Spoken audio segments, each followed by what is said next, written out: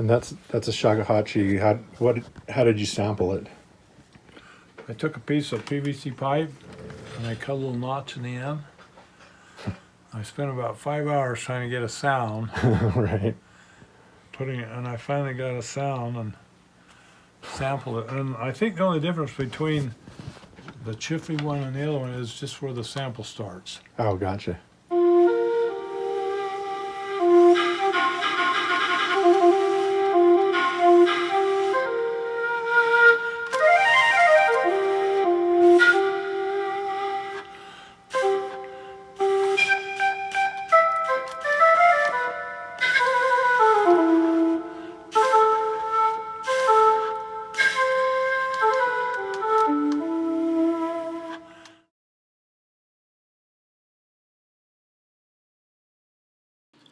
Hey you guys, Mark Steiner here. I'm so excited to get these patches out. I'm so excited that also, you know, it's just a few of them, a small handful, but we're getting out with them some of Nyle's amazing samples that he did himself, like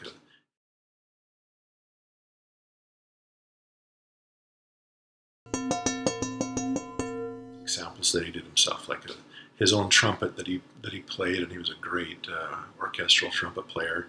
He sampled that to use on the EVI, and that trumpet sound is in a lot of movies and Hollywood soundtracks and commercials and all kinds of things. And he's played it live, of course, just hundreds or thousands of times. But so it's a cool trumpet. It's kind of an older sample set, but it's a piece of history, and it'll be the normal trumpet sound as well as a muted trumpet sound.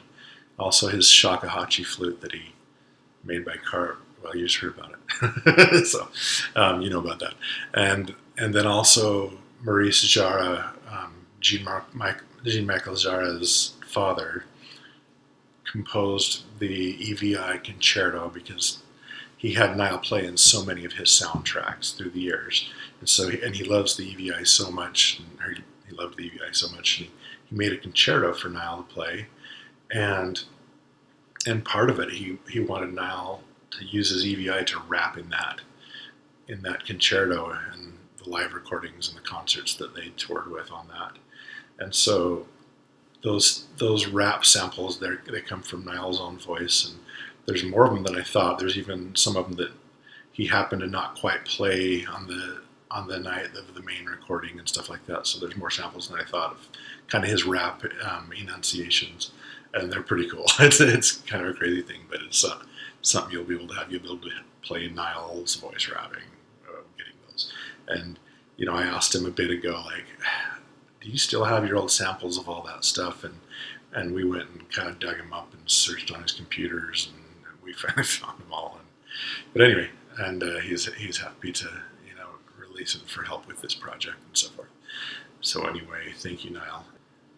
On my last recent video about the time travel collection, I started out playing the Respiro and a patch I've created that is kind of inspired by a duduk, and kind of sounds that direction. I'm going to make a few more versions of it because I really want to try to nail the duduk, but it's the most elusive, hard thing. It has this really unusual nasal tone, formant tone that's so hard to capture, but I'm going to keep trying for it, and we'll get that released. But anyway, after that, in that last video, everything you heard were Davidson's instruments, the Lyricon 1 and 2, and they're amazing. All three of those synths have incredible, diverse strengths and character. And then from here on out tonight, I'm gonna show you some of my patches for the Anyma Phi, or Anyma Phi. I never know how to pronounce it, but it's this beautiful thing. And it's all digital.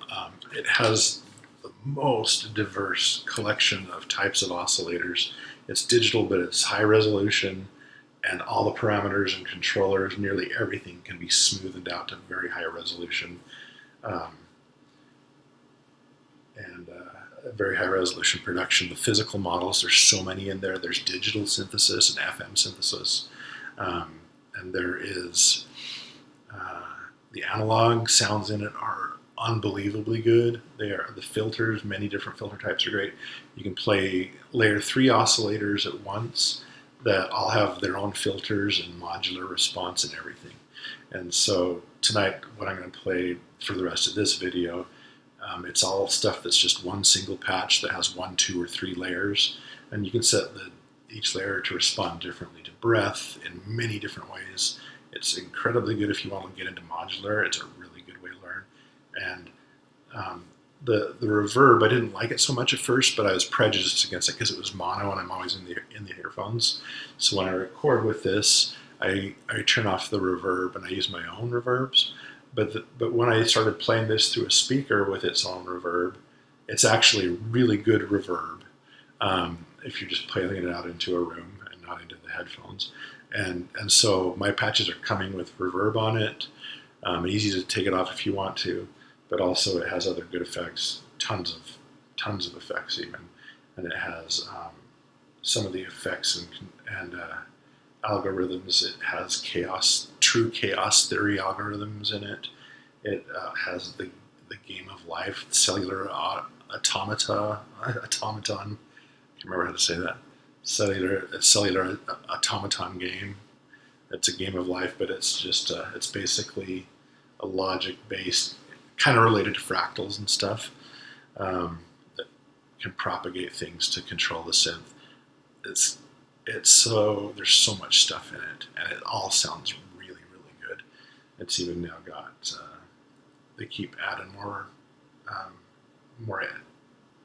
VCO engines to it, like wavetables, and the wavetables are all these shapes that you can smoothly go from, like if you have a whole grid of shapes that you can go up and down and sideways according to how you breathe or pitch bend or on an LFO.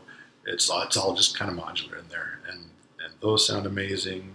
It has an organ emulator, so it's all the overtones of an organ. You can play with those, and you can layer all these different technologies together.